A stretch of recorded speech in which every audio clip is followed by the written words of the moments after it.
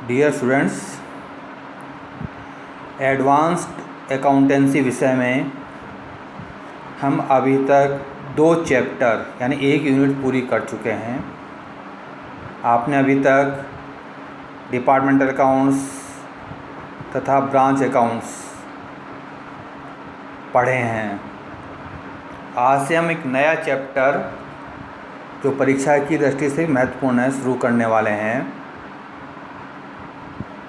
इस चैप्टर का नाम है रॉयल्टी अकाउंट्स, अधिकार शुल्क खाते। जैसा कि नाम से स्पष्ट है कि यह चैप्टर अधिकारों के प्रयोग के बदले जो शुल्क प्राप्त होगा उससे संबंधित पुस्तकों में लेखा कैसे करेंगे उससे संबंधित है।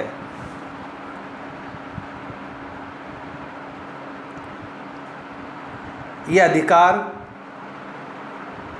आपके पास में खरीदे हुए हो सकते हैं, आपको उत्तराधिकार में प्राप्त हो सकते हैं। यानी कोई भी अधिकार जो वैधानिक रूप से आपके पास में है उसका प्रयोग आप स्वयं नहीं करके किसी दूसरे व्यक्ति को प्रयोग करने का अधिकार बेच देते हैं, किराए पर दे देते हैं, तो जो पैसा प्राप्त होगा वह अधिकार शुल्क कहलाएगा।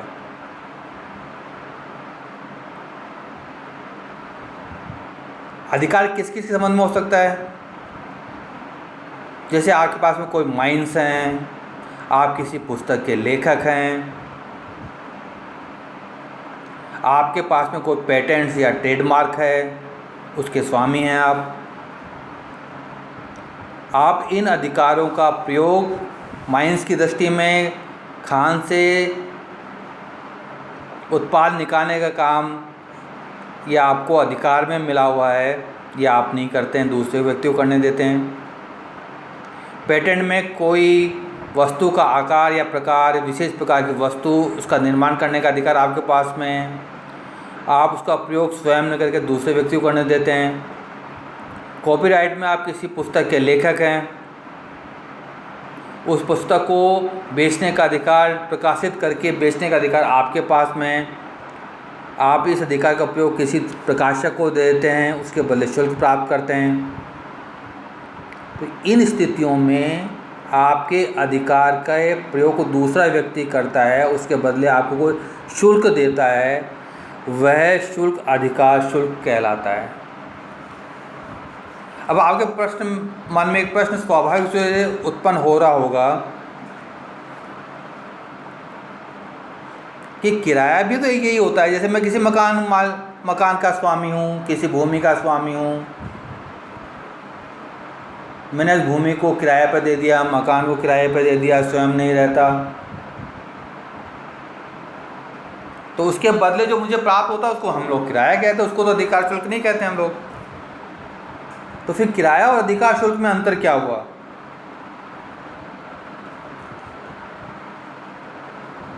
तो यहाँ पे ध्यान रखिएगा, जो समय के आधार पर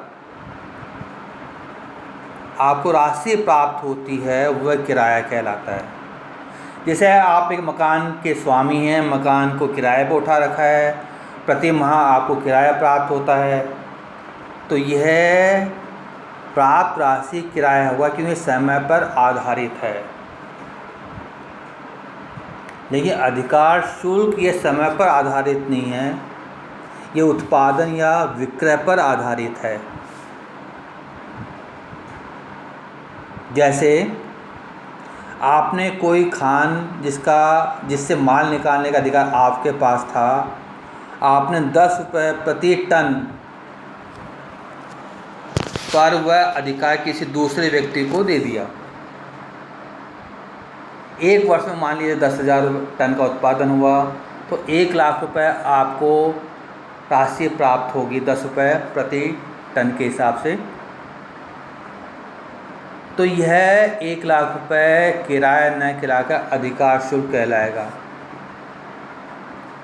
यहाँ पर ये दूसरी स्थिति समझ लीजिएगा, यदि मैं उस खान को 1,00,000 रुपये वार्षिक मूल्य पर किसी अन्य व्यक्ति को दे देता हूँ तो मुझे जो 1,00,000 रुपये मिल रहे हैं ये अधिकार शुल्क नहीं, ये किराया कहलाएगा। क्योंकि किराया समय पर आधारित है, मैं समय पर 1 वर्ष के लिए मैंने किराए पर दी है, तो 1 वर्ष तक चाहे वो कितना भी उत्पादन करे मुझे 1,00,000 रुपये ही मिलना है। तो यहाँ पर यह 1,00,000 रुपये अधिकार शुल्क न होकर किराया कहलाएगा। आपको एक बहुत बड़े विद्वान हुए हैं लेखा शास्त्र में, G.R. बॉटली बॉय, उन्होंने भी अधिकार शुल्क को परिभाषित करते हुए कहा है, एक व्यक्ति दूसरे व्यक्ति को उसके द्वारा दिए गए कुछ विशेष अधिकारों के बदले में, जैसे कोई पुस्तक प्रकाशित करने का अधिकार, कोई पेटेंट वस्तु निर्मित करने का अधिकार, अथवा कोई खान खोदकर खनिज निकालने का अधिकार, यह अधिकार शुल्क है। ये बहुत स्पष्ट परिभाषा दी है। क्या एक व्यक्ति के अधिकार का प्रयोग के बदले जो हम शुल्क देंगे, इन्होंने परिभाषित कर दिया है शुल्क कौन कौन से हो सकते हैं। पुस्तक प्रकाशन का, जिसे हम कॉपीराइट बोलेंगे, किसी वस्तु विशेष का निर्माण, आकार प्रकार की वस्तु, उसको हम पेटेंट बोलेंगे, और खान से जो खोद कर माल निकाला जाएगा उसे हम माइनिंग रॉयल्टी बोलेंगे। तो बॉटली बॉय ने बिल्कुल स्पष्ट कहा है।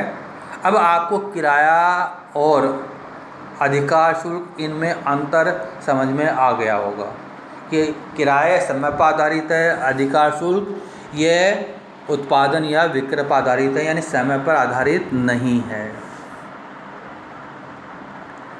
अब जब हम किसी अधिकार का प्रयोग करने के लिए किसी व्यक्ति को देते हैं तो प्रारंभ में उस व्यक्ति का उत्पादन या विक्रय उसके द्वारा कम मात्रा में होता है। इस कारण जो मालिक है, जो अधिकार जिसके पास में हैं, जिसे यहाँ पर लेसर बोलेंगे, पट्टा दाता, और जिसको अधिकार दिया उसको बोलेंगे लीजी। ये दोनों शब्द माइनिंग रॉयल्टी में सामान्यतः काम आते हैं। तो पट्टादाता या स्वामी को राशि कम मिलेगी क्योंकि शुरू में उत्पादन कम होगा या बिक्री भी कम होगी। इसलिए वह न्यूनतम किराया तय कर देता है। भाई उत्पादन या विक्रय कितना भी हो, मैं मिनिमम यह राशि लूँगा। उदाहरण के लिए मेरे पास में खान है और मैं खान को कहता हूँ 50,000 रुपये न्यूनतम किराए पर, पहले वर्ष में मैं 50,000 रुपये न्यूनतम किराया लूँगा। अब मान लीजिए उत्पादन हो गया वहाँ पर 10,000 इकाइयों का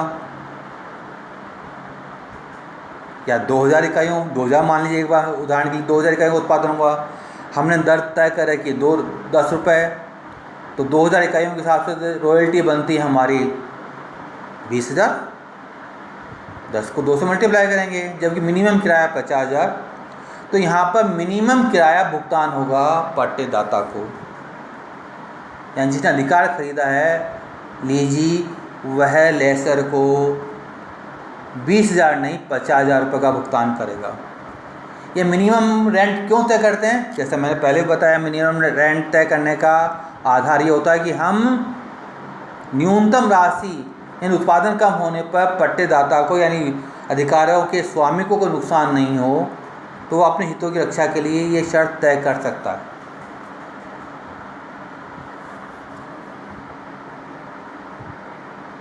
अब आपको ये बात ध्यान रखिए, न्यू मिनिमम रेंट और एक्चुअल रॉयल्टी,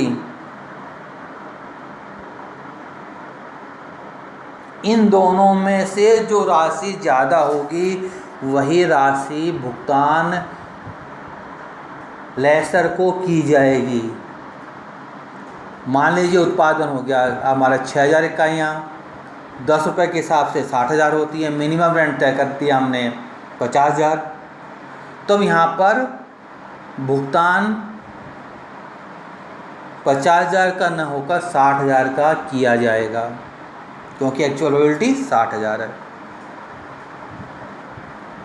अब यहाँ पर एक शब्द और हम काम लेते हैं, शॉर्ट वर्किंग। शॉर्ट वर्किंग कब होती है? जब हमारा मिनिमम रेंट ज़्यादा होता है और एक्चुअल रॉयल्टी कम होती है।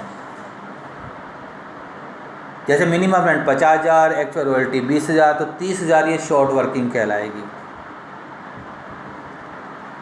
इसी तरह एक्सेस वर्किंग भी हो सकती है, जैसे मिनिमम रेंट 50,000, एक्चुअल रॉयल्टी 60,000, तो 10,000 ये एक्सेस वर्किंग होगी।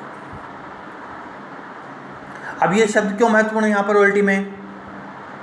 ये इसलिए महत्वपूर्ण है कि हम जब कॉन्ट्रैक्ट बनता है, अनुबंध बनता है लेसर और लीजी के बीच में, तो वहाँ पर मिनिमम रेंट के साथ साथ ये भी निर्धारित होता है कि शॉर्ट वर्किंग की वसूली संभव है क्या? संभव है तो शर्तों के अनुसार वसूल किया जा सकता है। जैसे पहले वर्ष में अपने जो उदाहरण देखा आपने, 50,000 मिनिमम रेंट, 20,000 एक्चुअल रॉयल्टी, तो 30,000 शॉर्ट वर्किंग, और एक्चुअल पेमेंट हो गया आपको 50,000 रुपये का, यानी 30,000 रुपये का घाटा हो गया लीजी को। अब 30,000 का घाटा अगले 2 वर्षों तक पूरा कर सकता है, ये हमारी शर्त है। अब मान लीजिए दूसरे वर्ष मिनिमम रेंट 50,000 है, एक्चुअल रॉयल्टी हमारी 40,000 बनती है, फिर घाटा हो गया 10,000 रुपये का। तीसरे वर्ष में मिनिमम रेंट 50,000, एक्चुअल रॉयल्टी 70,000 बन गई। तो यहाँ पर जो शर्त थी कि हम 2 वर्षों तक पूरा कर सकते हैं, तो पहले वर्ष का घाटा तीसरे वर्ष तक पूरा कर सकते हैं। पहले वर्ष में घाटा कितना था? 30,000 रुपये का। यहाँ पे एक्सेस वर्किंग कितनी है? 20,000। तो 30,000 में 20,000 रुपये राशि, यानी 30,000 रुपये तक वसूल करने का अधिकार था। हम 20,000 रुपये वसूल कर लेंगे। अब फिर तो आप तो 10,000 का घाटा फिर भी रह गया हमको, तो पहले वर्ष की जो रिकवरी नहीं हो पाई, तो ये 10,000 रुपये अब वसूल नहीं किए जाएंगे शर्तों के अनुसार, तो इसको प्रॉफिट एंड लॉस अकाउंट में ट्रांसफ़र कर देंगे। तो इसको बोलेंगे शॉर्ट वर्किंग नॉट रिक्यूब्ड, वसूल नहीं की जा सकती है, इसलिए इसको ट्रांसफ़र करते हैं प्रॉफिट एंड लॉस अकाउंट के अंतर्गत। तो आपको संक्षेप में समझ लीजिएगा, यदि मिनिमम रेंट जाता है, एक्चुअल रॉयल्टी कम है, तो ये शॉर्ट वर्किंग की स्थिति होगी। यदि मिनिमम रेंट और एक्चुअल रॉयल्टी बराबर हैं, तो ना तो शॉर्ट वर्किंग होगी ना एक्सेस वर्किंग होगी। यदि मिनिमम रेंट कम है, एक्चुअल रॉयल्टी ज़्यादा है, तो ये एक्सेस वर्किंग होगी। शर्तों के अनुसार एक्सेस वर्किंग की वसूली की जा सकती है। जैसे जो भी शर्त भी कि अगले वर्ष की जा सकती है, अगले वर्ष में की जाएगी, अगले 5 वर्षों तक की जा सकती है, तो अगले 5 वर्ष तो कर सकते हैं। और जब हम नहीं करने की स्थिति में हैं आगामी वर्षों में, तो उस राशि को प्रॉफिट एंड लॉस अकाउंट में ट्रांसफ़र कर देते हैं। और जिस राशि को ट्रांसफ़र कर देते हैं उसे बोलते हैं हम कि अशोधनीय लघुकारी राशि, जिसका शोधन अब नहीं किया जा सकता है। और इस राशि को प्रॉफिट एंड लॉस अकाउंट में ट्रांसफ़र कर देते हैं। जब हम व्यवहारिक क्वेश्चन करेंगे तो हमें एक टेबल बनानी पड़ेगी, जिसमें minimum rent, actual royalty, short working या excess working, actual payment, transfer to short working, transfer P&L, short working unrecouped, यह एक दृष्टि के हमको मिल जाए, इसलिए एक तालिका बनाते हैं जिसे बोलते हैं विश्लेषण तालिका। इस विश्लेषण तालिका में पहला कॉलम बना सकते हैं ईयर्स का, दूसरा कॉलम बना सकते हैं मिनिमम रेंट का, तीसरा कॉलम बना सकते हैं एक्चुअल रॉयल्टी का, चौथा कॉलम बना सकते हैं शॉर्ट वर्किंग का, पांचवा कॉलम बना सकते हैं एक्सेस वर्किंग का, छठा कॉलम बना सकते हैं शॉर्ट वर्किंग रिक्यूब का, सातवां कॉलम बना सकते हैं short working transfer to P&L account का, अगला कॉलम बन सकता है हमारा एक्चुअल पेमेंट का, और लास्ट में शॉर्ट वर्किंग का क्लोजिंग बैलेंस का एक कॉलम बनाया जा सकता है। हम 2 कॉलम को मर्ज भी कर सकते हैं, जैसे शॉर्ट वर्किंग और एक्सेस वर्किंग दोनों में से एक ही स्थिति बनेगी, तो इन दोनों का एक ही कॉलम बना सकते हैं। माइनस में राशि है तो शॉर्ट वर्किंग, प्लस में तो एक्सेस वर्किंग। मैं एक उदाहरण द्वारा इसको आपको समझा देता हूँ ये तालिका कैसे बनेगी। मान लीजिए मिनिमम रेंट के बारे में सोचना है, पहले 2 वर्षों में 40,000 और अगले 3 वर्षों में 50,000 रहेगा। एक्चुअल रॉयल्टी के बारे में सोचना है 5 वर्षों के। पहले वर्ष में 30,000, दूसरे वर्ष में 35,000, तीसरे वर्ष में 40,000, चौथे वर्ष में 60,000 और 5 वर्ष में 70,000। 30, 35, 40, 60 और 70। आपको सुना थी शॉर्ट वर्किंग की वसूली आगामी 2 वर्षों तक ही संभव है एक्सेस वर्किंग से। अब इन सूचनाओं के आधार में हम टेबल बनाते हैं। तो पहले ईयर का जो कॉलम है इसमें 5 साल लिख देंगे, 1 2 3 4 5, कि 5 साल की समय सोचना है। हमको क्वेश्चन में मिनिमम अमाउंट दिया है, पहले 2 वर्षों में 40,000, तो पहले 2 वर्षों में 40,000, तीसरे चौथे वर्ष और 5 वर्ष, अगले 3 वर्षों में 50,000 दिया हुआ, तो अगले 3 वर्षों में 50, 50 और 50,000। तो मिनिमम रेंट होगा हमारा पहले वर्ष में 40,000, दूसरे में 40,000, तीसरे में 50,000, चौथे में 50,000, पाँचवें में 50,000। एक्चुअल रॉयल्टी क्वेश्चन में दी हुई हमको 30,000 पहले वर्ष में, 35,000 दूसरे वर्ष में, 60,000 तीसरे वर्ष में, चौथे वर्ष में भी 60,000 और 5 वर्ष में 70,000। अब अगला कॉलम शॉर्ट वर्किंग का होगा। यह राशि हमेशा माइनस में आएगी। मिनिमम रेंट में से एक्चुअल रॉयल्टी में मिनिमम रेंट कम करेंगे, यानी मिनिमम रेंट हमेशा ज़्यादा होगा और एक्चुअल रॉयल्टी कम होगी, तो शॉर्ट वर्किंग होगी। जैसे यहाँ पे एक्चुअल रॉयल्टी पहले वर्ष में 30,000, मिनिमम 40,000, तो -10,000 ये शॉर्ट वर्किंग होगी। मैंने यहाँ पर शॉर्ट वर्किंग एक ही कॉलम बनाया है। माइनस में राशि लिखूंगा तो शॉर्ट वर्किंग है, प्लस में लिखेंगे तो एक्सेस वर्किंग। दूसरे वर्ष में मिनिमम रेंट 40,000, एक्चुअल रॉयल्टी 35,000, तो 5,000 शॉर्ट वर्किंग होगी। तीसरे वर्ष में मिनिमम रेंट 50,000 और एक्चुअल रॉयल्टी 60 है। एक्चुअल रॉयल्टी ज़्यादा है मिनिमम रेंट से, तो यहाँ एक्सेस वर्किंग होगी 10,000 की। चौथे वर्ष में भी 10,000 की एक्सेस वर्किंग है। 5 वर्ष में एक्चुअल रॉयल्टी 70,000 और मिनिमम रेंट 50,000, तो हमारी एक्सेस वर्किंग 20,000। अब अगला कॉलम शॉर्ट वर्किंग रिक्यूब्ड, कितनी वसूल कर ली हमने। तो अगले 2 वर्षों तक वसूल कर सकते हैं। तो पहले वर्ष की राशि तीसरे वर्ष तक वसूल कर सकते हैं और दूसरे वर्ष की राशि चौथे वर्ष तक वसूल कर सकते हैं। अगले 2 वर्ष ये हमेशा एक्सेस वर्किंग में से वसूल होगी। इसलिए देखिए तीसरे वर्ष में एक्सेस वर्किंग 10,000 है, तो हम 10,000 तक राशि वसूल कर सकते हैं पहले वर्ष की। तो अगले कॉलम में शॉर्ट वर्किंग रिक्यूब 10,000 वसूल कर लीजिएगा।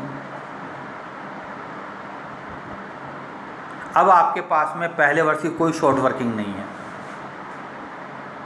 दूसरे वर्ष में शॉर्ट वर्किंग 5,000 है, एक्सेस वर्किंग चौथे वर्ष में 10,000 है, तो आप 5,000 चौथे वर्ष में वसूल कर पाएंगे। तो 5,000 ये वसूल कर लिया हमने। अगले वर्ष अब कोई राशि वसूल नहीं हो सकती, न हमको वसूल करने की स्थिति में। अब जितनी राशि हमारी बनती थी हम वसूल कर लिए। अब ऐसी कोई राशि नहीं जो प्रोफेशनल अकाउंट में ट्रांसफ़र किया जाए। अब ध्यान रखिएगा पेमेंट कितना होगा। Payment minimum rent actual royalty दोनों में ज़्यादा हो। पहले वर्ष में 40,000, दूसरे वर्ष में 40,000। तीसरे वर्ष में एक्चुअल रॉयल्टी 60,000 है, लेकिन 60,000 में से 10,000 हमने वसूल कर लिए हैं, तो पेमेंट 50,000 का ही होगा। चौथे वर्ष में एक्चुअल रॉयल्टी 60,000 है, जिसमें से हमने वसूल कर लिए हैं 5,000, तो 55,000 का पेमेंट हो जाएगा।